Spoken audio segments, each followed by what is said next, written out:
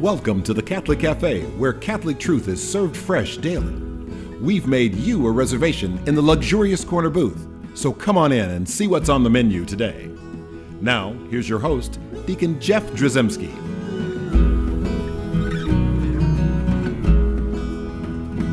Greetings and welcome to the Catholic Cafe. I'm Deacon Jeff, sitting in the luxurious corner booth of the Catholic Cafe, joined as always by Ziggy Rodriguez. That's me. I'm so glad you're here. And of course, we don't have Tom today. Right. Another hair appointment. Tom has got the his hair. We have a guest here. Yes. Brother Dylan Perry, and he's a De La Salle Christian brother. A De La Salle Christian brother. That's I right. have to say it right. So used to saying he's a Christian brother because we have a Christian Brothers High School and a Christian Brothers University in our hometown, and so I'm used to just calling it Christian Brothers, but a De La Salle Christian brother. I want to say it right because that's an order. Welcome. Well, thank you very much. I'm so glad you're to be here. Yeah, it's awesome. We are going to do like a series of 3 shows. And we're going to talk a little bit about Brother Dylan's his story, his vocation story, how he ended up being a La Sallian brother, and that's awesome. But he's sitting in Tom Dorian's place, and Tom, the thing is, what you don't know, Brother Dylan, is Tom has got perfect hair. I mean, literally. And I think if there was like another chapter of the Book of Revelation, it might have been about Tom's hair. I don't want to get heretical and start, writing scripture or anything, but it's pretty scriptural. It's pretty nice, his hair, and so we think there's a cause for sainthood for his hair, but nice. So we call him Venerable Tom. But Tom's not with us today so that you could be with us. Oh, Yes. well, I appreciate him making the space for Yeah, me. well, he does his hair like when he's not here. I'm going to get you to lean forward more right. into your mic. 'cause He's people won't literally hear you. either on the show or getting his hair done. It's one of the two. He's got his priorities. Anyway, we miss Tom. We look forward to seeing him back. But we're so excited that we have Brother Dylan Perry here. And so we're going to talk, I guess, in general. I mean, well, just to introduce you, you're in the Midwest district of De La Salle Christian Brothers. Not that everyone knows what that is, but it's like a province or an area. Exactly. It's like everything else, religious orders are divided into That's right. regions. We are an international order of brothers in 80 countries around the world, and so we separate into provinces or districts. I think Right. there's about 60 around the world, and so the U.S. is separated into 3, and so the Midwest is one of them. So And you're there. That's right. That's your place, and that's awesome that you're there. I'm glad you came to visit us here. What province are we in? we are also in the Midwest. Okay. So I'm originally from Memphis, where we are now. Oh, awesome. That's how we got to be. So it was the St. Louis district combined with the Chicago and Minnesota districts that.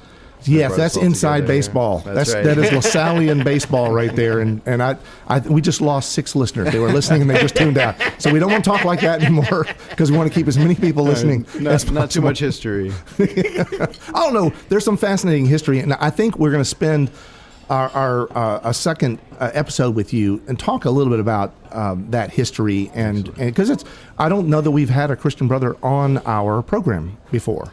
I can't recall. No, and so this is going to be exciting. We can talk a little bit about that, but I wanted to start because also I will tell people we're going to do a third episode really about what you're doing right now. You're a school principal on the Blackfeet Reservation, which is in northwest Montana. That's right. And when I heard that, I thought, like, I've got some questions. Yeah. That's really I love the LaSallian brothers. I love the Christian brothers and their charism, and I've always been interested in them. But like where they end up and what they're doing, and then like how that impacts like whatever the local community. And so we'll talk about that. We'll spend a whole show on that. So I'm sure you're going to have some great stories about the Blackfeet Reservation. So that's a little teaser. Tune in 2 episodes. You're going to want to hear that. But let's start first with you when you're a Memphis boy. That's right. Were you born and raised in Memphis? I was, yeah. I think, right down the street, St. Francis Hospital. Oh, wow. That's not far from here. So, I grew up in Memphis and I've lived all of my life up until 22 there and haven't lived here since. Now, would that make St. Francis Hospital, would that be like technically a second-class relic? I think so. Yeah, because I think once I'm sure they kept all that, whatever, wherever you were, it's like, this is Brother Dylan. This is the Brother Dylan biohazard storage. That's right. So I'm sure everyone, this recording is going to go in that cause for canonization. Yeah. So we should be careful with what we say. Exactly right, because that could be problematic. I hope we don't hold up your cause. Actually, your life is actually holding up your cause. So, we don't want you to go anywhere anytime soon. So I take it. Well, now, were you born Catholic? I was, so just myself, my twin brother in the family. My parents also grew up Catholic. Went to Memphis Catholic High School. Yeah, the whole 9 yards. And I think that's, I think if we're just beginning to talk about a vocation story, that's a great foundation. Having supportive and involved parents, for me, was a huge part. Although not, I didn't feel that they were super religious when I was growing up, but we were involved in our parish life. My dad was usher. And what parish? Incarnation. Incarnation. Okay. Eventually, we moved out to Collierville when I was 5. So, sure if we wanted to get. No, I just curious. Yeah, we hit a bunch of other parishes too. In the. Well, you were roaming Catholics like everybody else. You spend a little time kind of checking out the other parishes. Well, I think when we were young, finding the part of town that worked for our growing family. There you go. Moving around, and we were down in Mississippi for a few years. As well in Tupelo, so we hit all the Elvis boxes. Oh, there you go! Awesome. His birthplace and his home, but grew up Catholic, and that was a big part of our lives, a big part of our identity. Now, you kind of mentioned that you were Catholic and that you weren't like super uber Catholic, or you were, or you kind of. I don't think what I mean is that it didn't seem to me in early life that was like. It was just part of who we were. Right. Now my mom's family, Polish Catholic from Chicago, so you had that real cultural piece to it from her side. And my grandfather was really involved in his parish. He grew up in Fraser, and so he still, until his death a few years ago, involved in Our Lady of Sorrows. And, awesome. And all that. So historically, we were a big part of Catholic schools and parishes. I know this may shock some people, but like cultural Catholicism, like the culture of Catholicism in a family has always been traditionally very important, right? And a lot of times we've taken it for granted, and I think modern families don't necessarily share those cultural aspects as much, and that's problematic because that affects, right, what your kids are going to grow up and be and do and what they feel close to or called. Definitely. And I think what I mean when I say we weren't super Catholic is that it just seemed like it was part of our lives. You were every day, you were living your faith. And as a kid, you probably wouldn't have known that you were living your faith. Exactly. Right? You wouldn't have maybe chosen yourself as an example of like, here's a good Catholic kid right here. That's right, because we weren't necessarily, explicitly. We're sitting around praying the rosary together as a family, but we had meals together. We prayed at meals and those kinds Bless of things. Bless us, O Lord, indeed. I guess. We knew all of it. Even though I think they might, I still had to. That's what's interesting too is then I think my parents growing up out of Vatican II.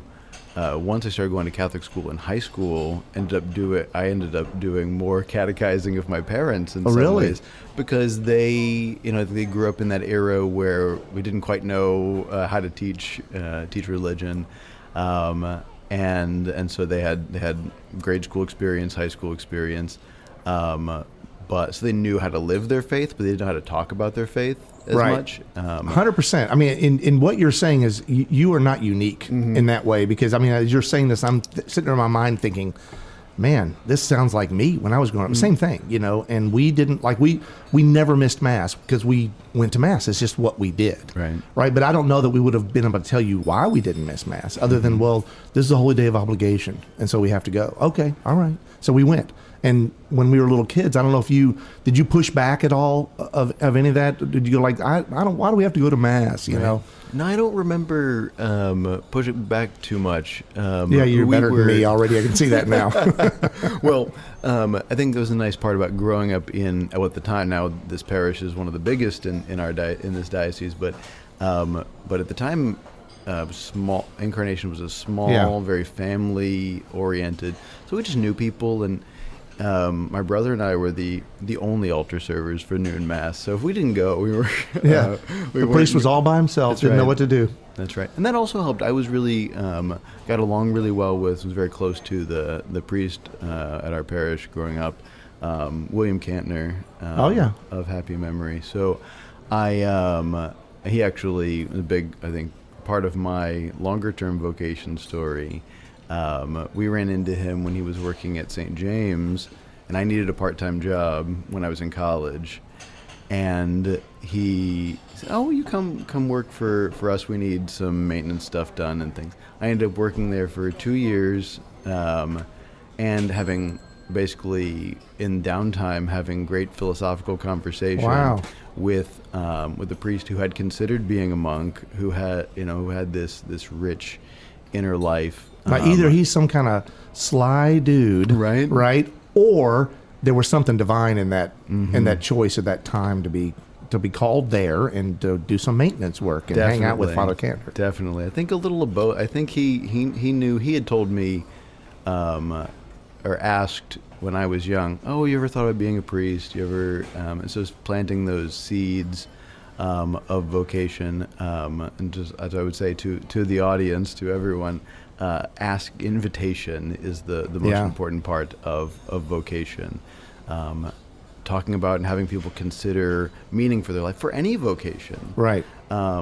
We consider why and how we're called to marriage or to single life or religious vocations. And so then I think the two things with my relationship with Father Cantner was that invitation, that like feeling seen, having those meaningful conversations, and normalizing religious vocation. Even the conversation that we're having, folks talking about religious activity, but then also seeing brothers and deacons and priests as normal people. Right. We're not special. I think we just are doing something in a different way, doing a different thing, and we're all called to the same kind of greatness. The same. It's just our baptismal call. So when you were young, did you feel like any kind of draw or inkling that maybe God had some kind of plan for you that was in like the churchy world?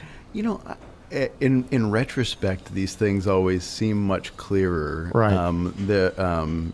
Our founder, St. John Baptist de La Salle, has this idea of seeing things through the eyes of faith. Right. And so yes, there's clarity in retrospect with some of these things, but a lot of also how opportunities present themselves that I notice.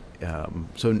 At the time, I wouldn't think it, but the fact that we went to a religious bookstore and I just asked to get a copy of the Liturgy of the Hours is like and that's a monastic prayer, and that's part of my life daily now.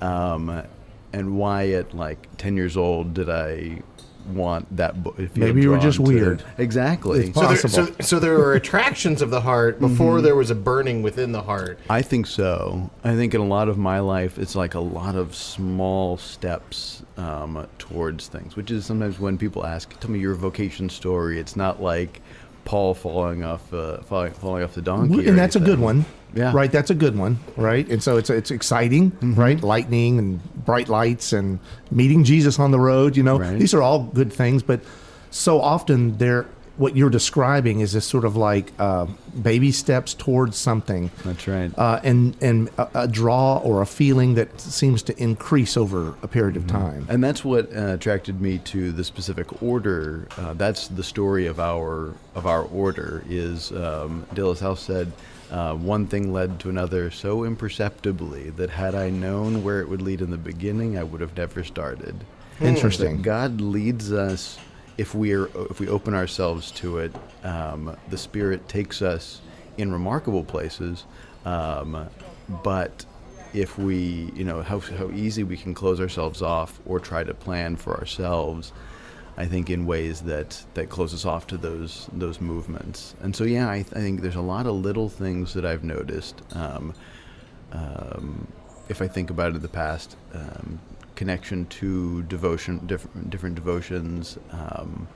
I've always been very interested in the Rosary. Now, you mentioned Father Cantner as playing sort of a key role here because he actually asked or said, "Did you ever think about?" Were there any other people in your life that might have done that early on, or you mentioned your parents being good parents and just going to Mass and doing the things that good Catholics did, right? Typical Catholics. Where were they in all of this? Sure. I think my parents, like I said, the presenting opportunities, and not in like explicit ways, and maybe that's what's so great about, at least in how I feel about my vocational journey, is they were able to not even guide. They weren't pushing, but to leave the space open for feeling these different ways or having these conversations, taking me to, like I said, to the religious bookstore. It was probably stuff that we were just going to do anyway, but not saying, "Hey, I think you should do this," or "This is," in a way. Or that I really want grandkids from you, or anything like that. Yeah. There are ways that if parents say, even this is what I want for your life, they can kind of squeeze in a bit. So I think that them being just really open about where our lives were, both my brother and my lives were going, and being just caring that we were doing, and I think I also just saw them caring about people, and that for me is the big thing for religious life. Is just an extreme way to be able to express care,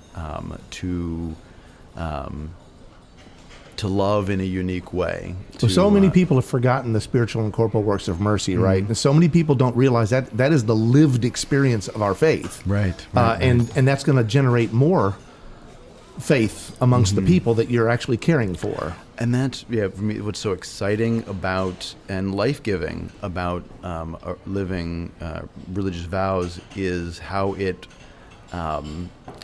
multiplies love. How I get to go, we'll talk later about, I get to go out to the middle of nowhere and be a new and different witness to God's love, to that incarnational love that we're celebrating right now. Awesome. At Christmas. And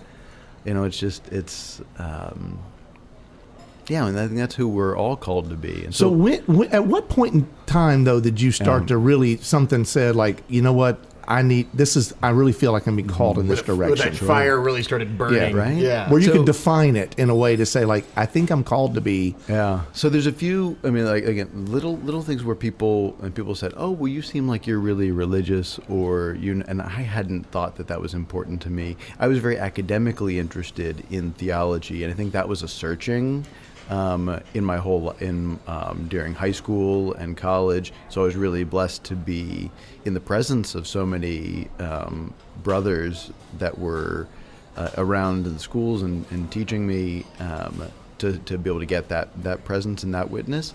And then after college, I participated in our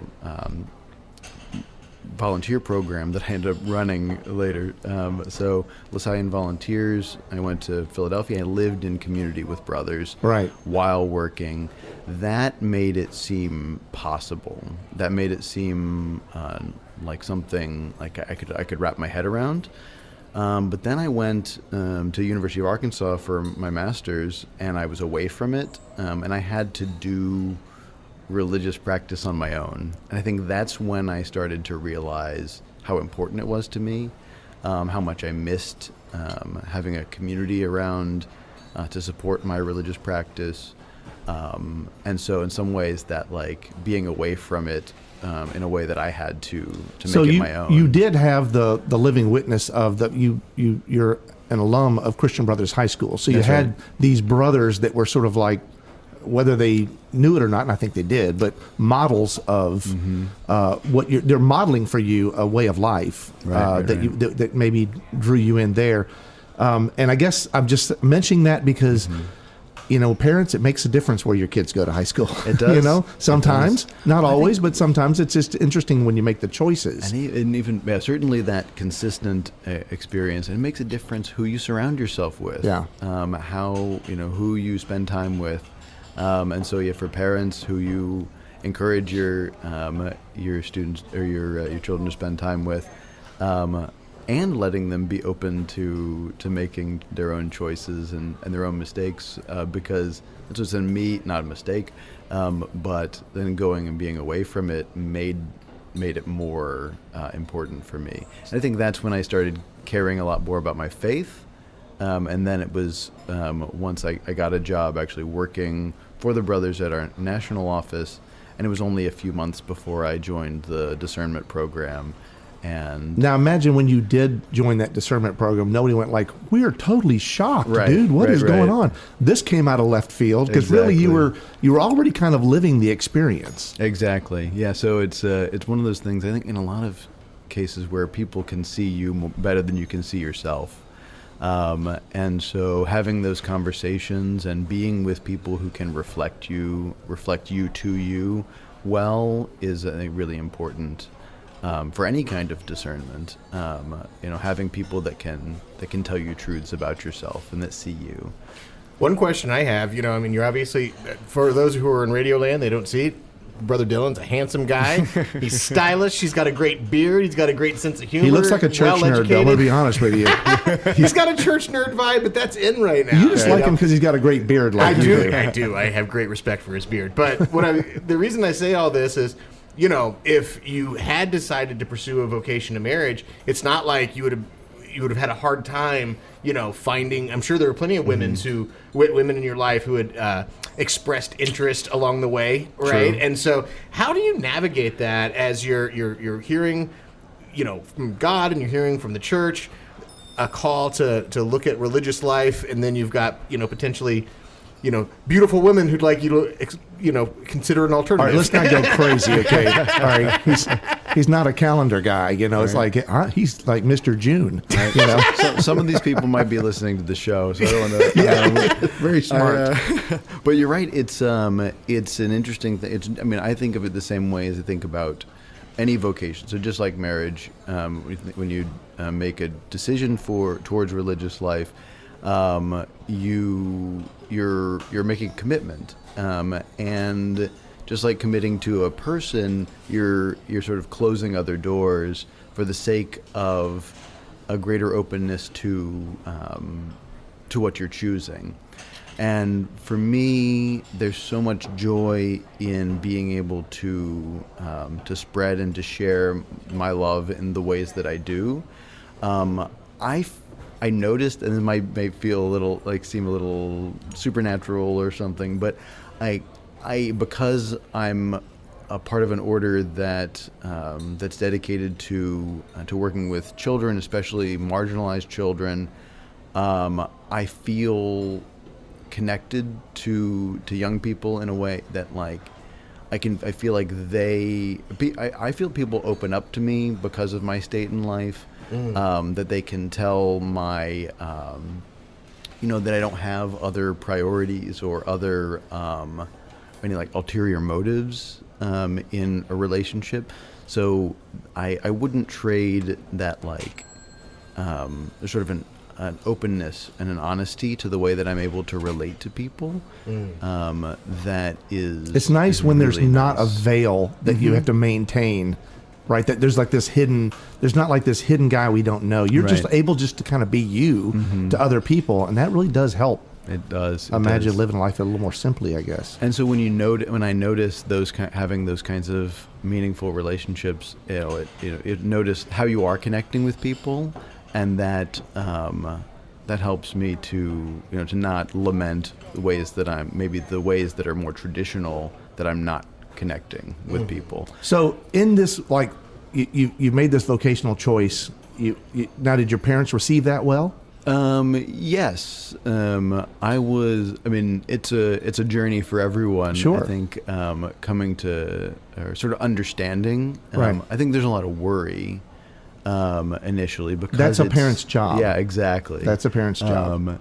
Did my mom call you before? No. I've got 9 kids, and so it's our job to worry Definitely. about our kids and if they've made the right choices and what are they doing every day of their life. Is this good or bad for them? Exactly. Right? And I think those are all helpful and like healthy parts of the discernment process, is being able to talk about those things. And so, yeah, they were initially very supportive, as always. But geez, once my brother and I both made the decision to be educators, they already knew that we weren't going to make a lot of money. So there's a number of things that, vow of poverty is no big deal. I was already going to be poor as an educator and working in nonprofits and stuff, the path that I had. Well, that is awesome. So. We're actually coming to the end of this particular episode. We're going to continue this conversation in our next episode with you, talking a little more about your vocational call, but really why the Christian Brothers, and we'll do that. I just want to highlight a couple things that you mentioned that stuck out to me. One is this idea of an invitation to vocation. So people are wondering, like, how do we get more vocations to anything? Well, that invitation is important, and certainly you talked about the openness to a vocational call and how important it is to be open to that, and then also who you surround yourself with, how important that is, and all the things that went into where you are today. These are things that, as people are thinking, like, what about vocations in the world, and what do we need to add? These are all things that are important to do it. Brother Dylan Perry, thank you so much for joining us today, and we'll see you in our next episode to continue this conversation. In the meantime, let's ask our Blessed Mother to intercede on our behalf. Hail Mary, full of grace, the Lord is with thee. Blessed art thou among women, and blessed is the fruit of thy womb, Jesus. Holy Mary, Mother of God, pray for us sinners, now and at the hour of our death. Amen. Thanks for listening to the Catholic Cafe. If you'd like to contact Deacon Jeff, send him an email at deaconjeff@thecatholiccafe.com. Visit us on the web at thecatholiccafe.com. You can also find us on iTunes or follow us on Facebook and Twitter. The Catholic Cafe is brought to you by the Order of Malta Federal Association. Join us again at the Catholic Cafe, serving up salvation one cup of coffee at a time.